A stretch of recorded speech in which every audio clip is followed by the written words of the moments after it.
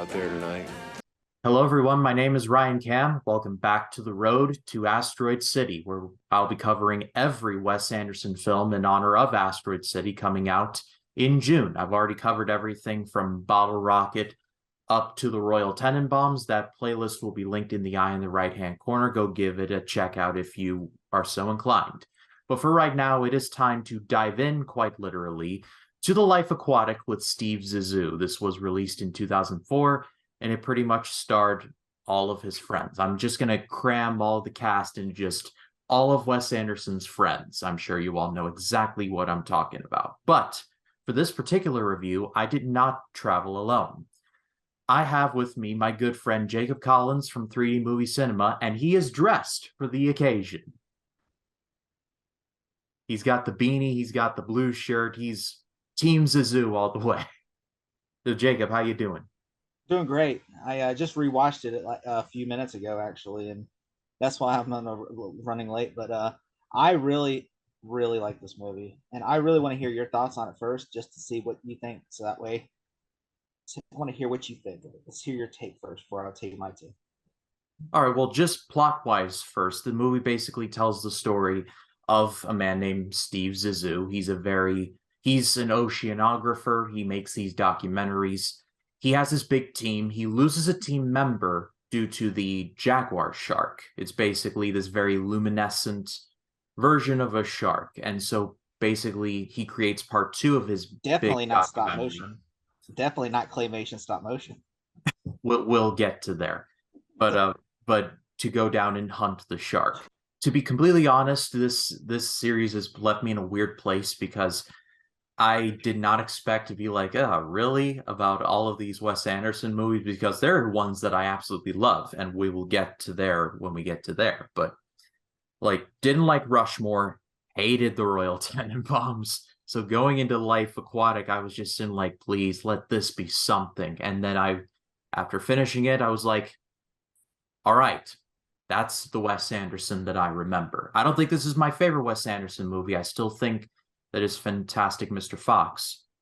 However, I think that this one is, I think quality-wise, among his best. I agree, but I've noticed a pattern because I've honestly been on this journey too. Even though we haven't we've been talking, but I've been on this journey too because I've been rewatching. I've actually for the first time not rewatching, watching Wes Anderson pictures, and every single movie I've come to notice one thing: the lead's always an asshole. Like every single movie, the lead is always an asshole. It's like, okay, the Grand Budapest Hotel. He said the manager's an asshole, and I'm like, the Fantastic Mr. Fox, he's an asshole, and I'm like, okay, and then the French, and then also the Bill Murray's British Dispatch, the editor is an asshole. And I'm just like, everybody in these movies seems to be assholes. I'm like, is that just a thing? It's like, okay, Royal Tenenbaums, Gene Hackman, asshole, and I'm just like, Rushmore, the kid, Jason Schwartzman, asshole, and just like, it's just like, why is everyone in this movie an asshole? Like not in every movie, but just every lead character is like, okay, when him and his writers get together, like, all right, first off, how is he an asshole? And they're like, well, there's definitely a disturbing pattern I've noticed because and he kills Dog. From Bottle Rocket up to now, I've definitely noticed that it's like this person's bad, but they're going to have to rely on their own charisma to get them out of it. And it works in certain cases, but I hated Gene Hackman in Royal Tenenbaums. I thought he was just like the irredeemable kind. And Max Fisher, I just thought he was a bit of a pissant, to be completely honest. So it's hard for me to like those movies because of how unlikable the characters are. I feel like Life Aquatic, yes, Steve Zissou is not the best human being in the world, but there is a part of me that really kind of relates to him and like his quest, if you will.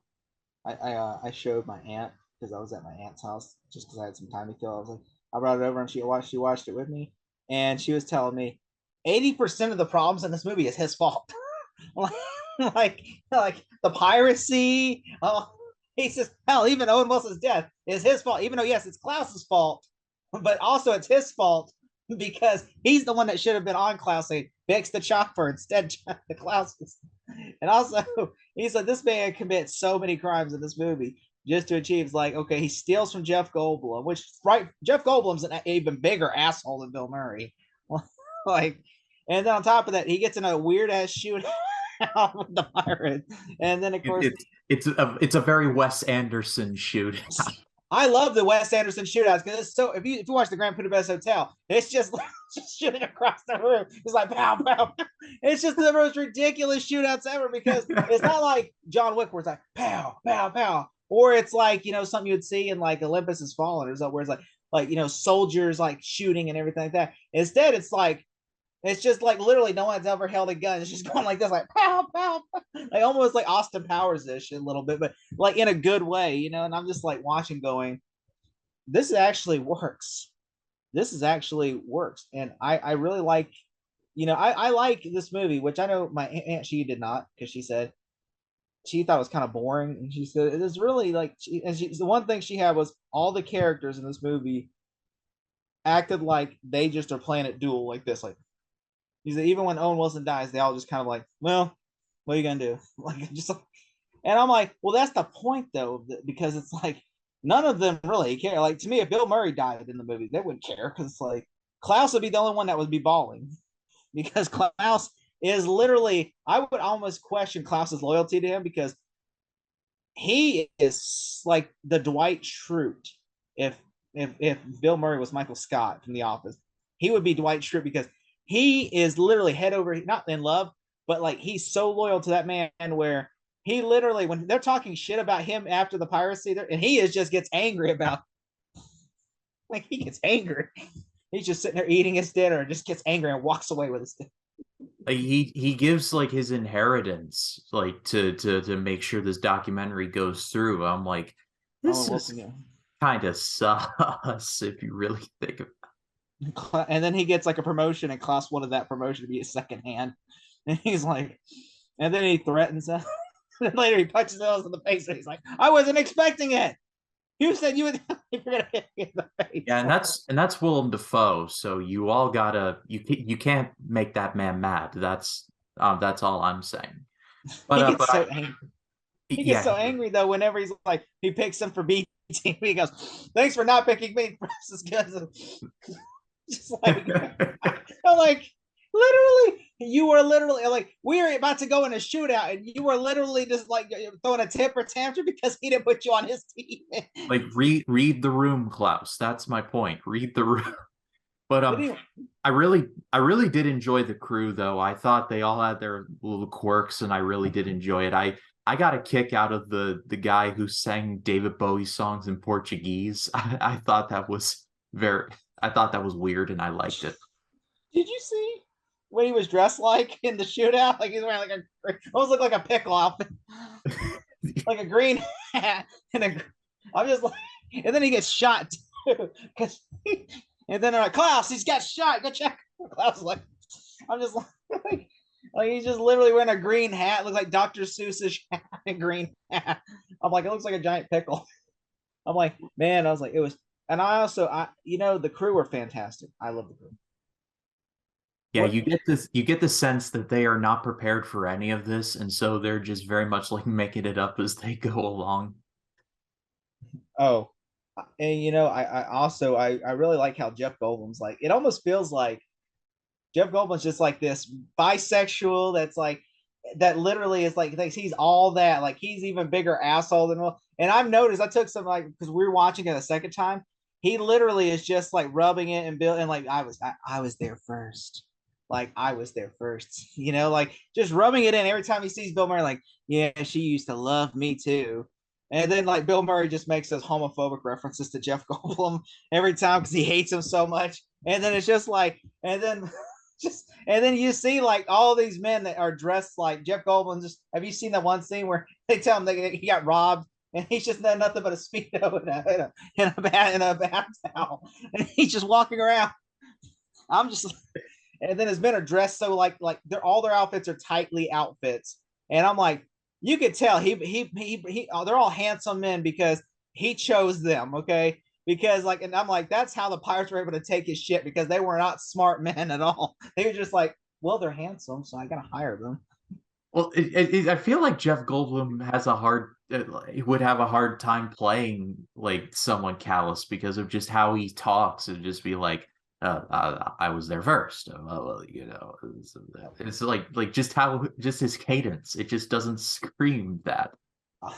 I'll tell you right now, the one scene that made me like, what a dick is the dog scene where there's a three-legged dog. If you haven't seen the movie, there's a three-legged dog, and that the pirates leave behind, and then the dog is in there barking while like he's built about Jeff Goldblum trying to con Bill Murray out of money by saying like, "Oh, we rescued you, so you got to sign this, and then you'll pay us back, since for our fee for rescuing you."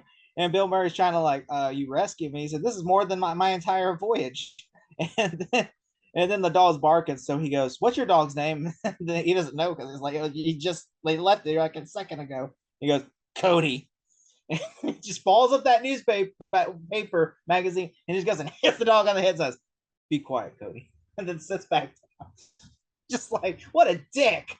This is definitely the Bizarro lighthouse. If you've ever seen the lighthouse that is well, I wouldn't say is that bizarre because I mean, there's no mermaids and there's Willem Dafoe's not farting into sleep and walking around naked and making weird quotes.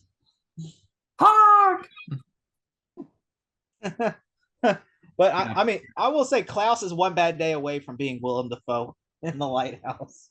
I've seen this meme a few times. It's like on one side is like something like say like something nice, and it's Klaus like with the pristine outfit and that, and then something before COVID, bad, after COVID, and then go to Willem Dafoe with like the pipe and the beard and just the whole nine. So it's a very nice like 50-50, not 50-50, but mirror like Bizarro image of each other. I really liked also that my aunt even said she loved this too, was the stop motion water. Like all this every time they're underwater, it's all stop motion. And I think that's so beautiful.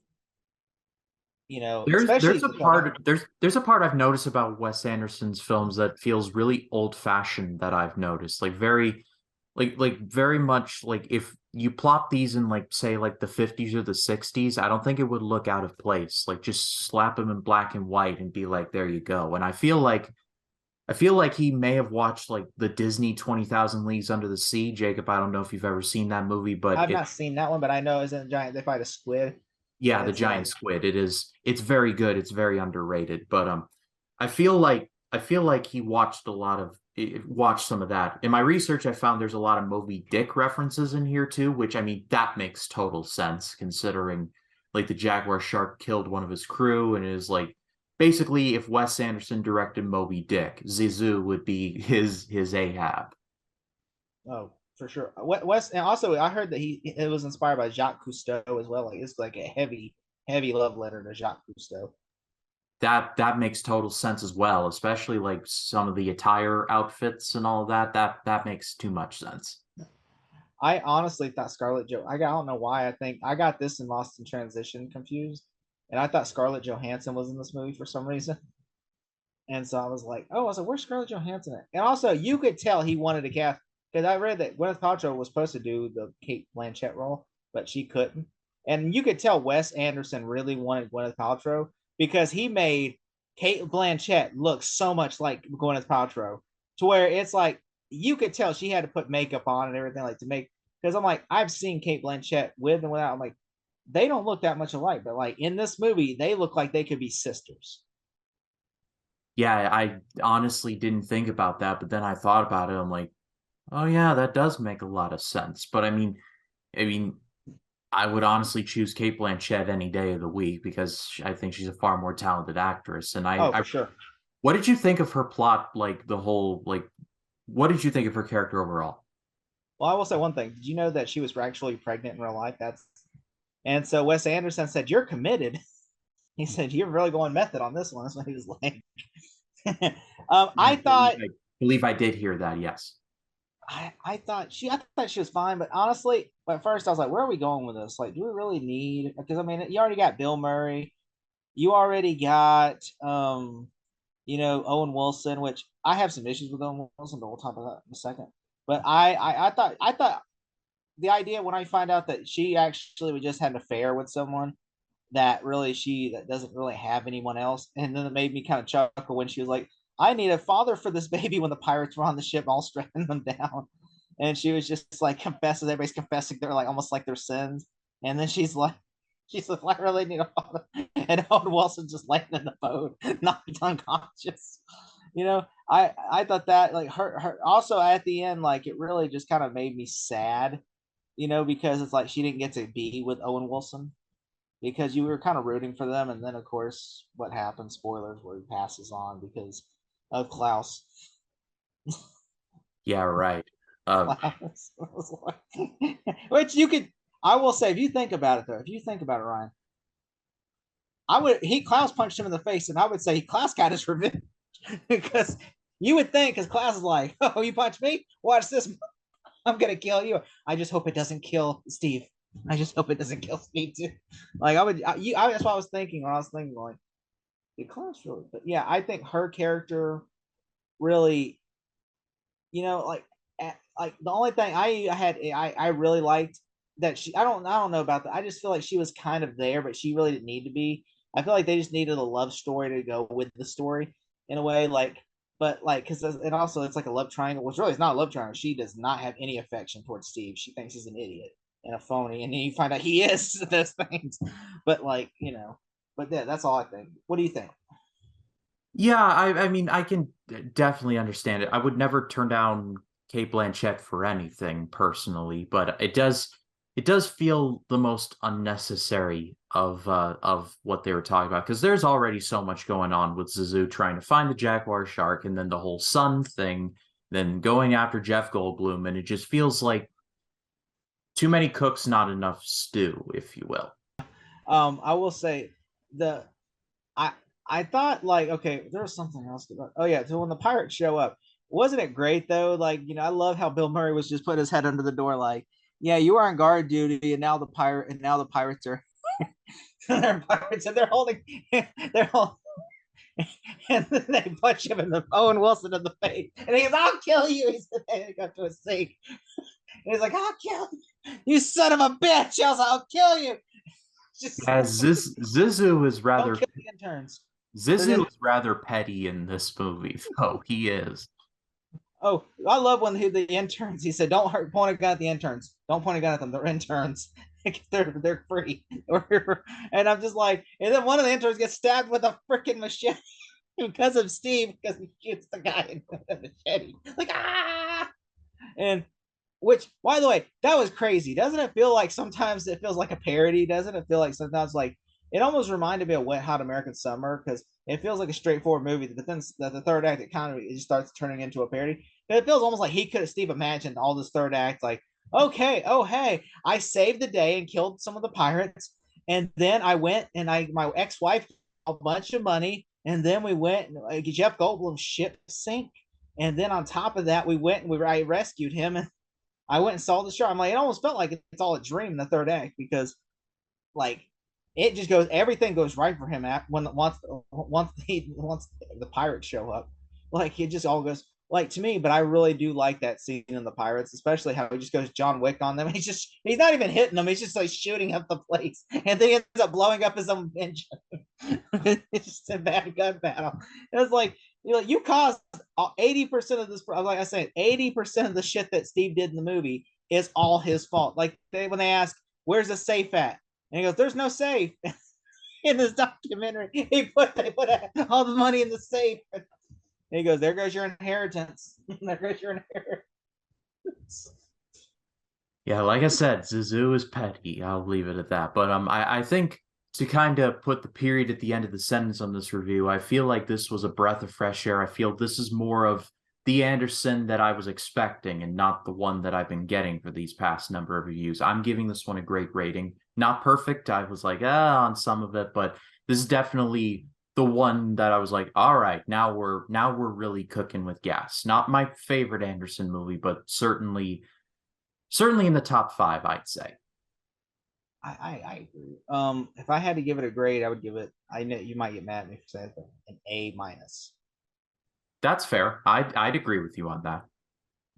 Like, I think it's too good. Like, I honestly like, which I know when it came out, it did not it was the reviews were not positive on it.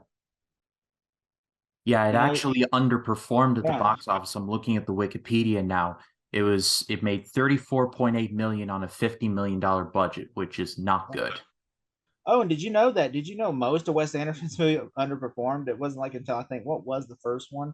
I think was it Mr. Fox? I think either Mr. Fox or Journey Unlimited. One of those two were like the first ones to do well at the box office. Everything else was just like flop after flop after flop. Which I'm like, I'm glad that Disney stuck with him for a while. Yeah, that's for sure because I remember reading a story that Bottle Rocket didn't do so well and Owen Wilson almost joined the military because of it. It He was talked like, about well, my acting career is over. Well, he's still acting in stuff today, so wow. clearly it wasn't as over as we all thought. Oh, and I heard like, did you know he rewrites a lot of the movies he's in?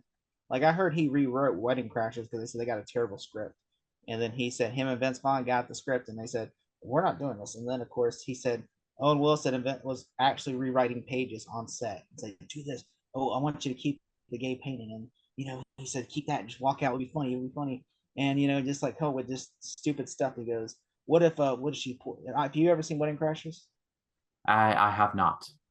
It's a funny movie. It's a funny movie. Owen Wilson is known to like do rewrites on his movies he's in, like just like because he said I actually respect him because he said I'm not doing Wedding Crashers 2 unless the script is perfect. I mean, yeah, I just can't blame him for wanting that. I mean, it's his name on the marquee after all, alongside Vince Vaughn, so makes total sense. And he's done bad movies. I mean, look at Zoolander too. I mean, yeah, sure. But one more thing I wanted to note before we conclude. I looked it up. The cinema score for Life Aquatic was actually a D. That was the cinema score, so it was rough. Well, so if you look at the cinema score for John Carpenter's The Thing when it first came out, it was probably bad too because it got bad reviews. It was a box office flop, and now look at it; it's a cult classic. Yeah, that's for sure. And one of the ones where it's a remake that's actually better than the first, because John Carpenter's The Thing was a remake of The Thing from Another World. I've seen both, and while I respect the hell out of Howard Hawks, I mean, I think Carpenter did it better. yeah, Carpenter did it so much better. Yeah, But and see, yeah, I always think if you make a movie, it's always going to do like even if it does bad at the box office and it gets bad reviews, eventually it'll turn around. I mean, like you know, we could talk all day about one thing about Star Wars, but like when Star Wars came out, it did well, it got great reviews, and then of course as time went on, it started getting all the fan reception turned negative towards the prequels, and then of course for a long time, and then after the sequel trilogy, now the reception now is back positive again, where it's like, oh yeah, they're great now. And so I think that's what it is. It's like it just reception changes, like and that's one thing that's what me and Jacob Martin talked about recently, where I was like, I'm against Rotten Tomatoes doing that to old movies. I think there should be a cutoff. If you in 19, like for instance, a movie comes out in 1998, you should not be able. They should have like modern. They should have a section called modern reviews because you can change that tomato score out. Like for instance, like there are certain movies like Indiana Jones got a bad score. I think it had a bad score, and now it's got a perfect score.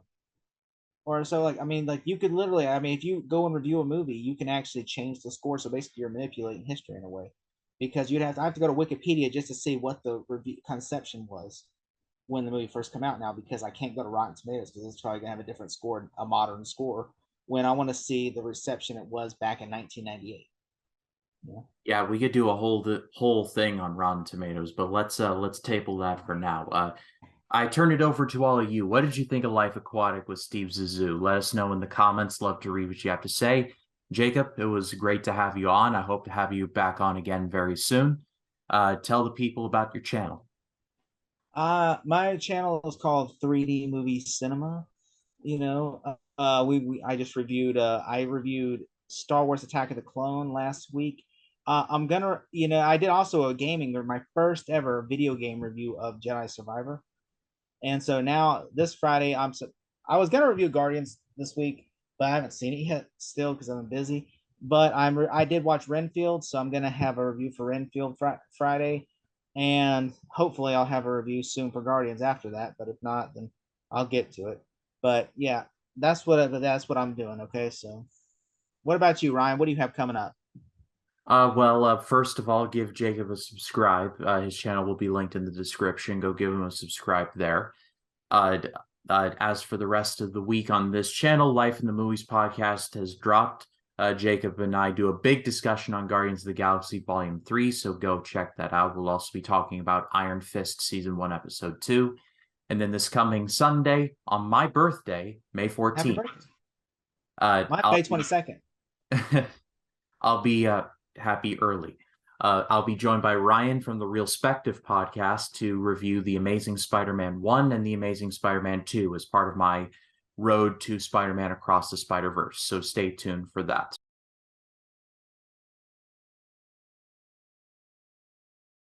And if you liked the video, please be sure to leave a like and subscribe and click the bell to allow notifications so when a new video drops, you'll be the first to know. For Jacob Collins, my name is Ryan Cam. We'll see you in the next one. See you at the movies. Yes, that.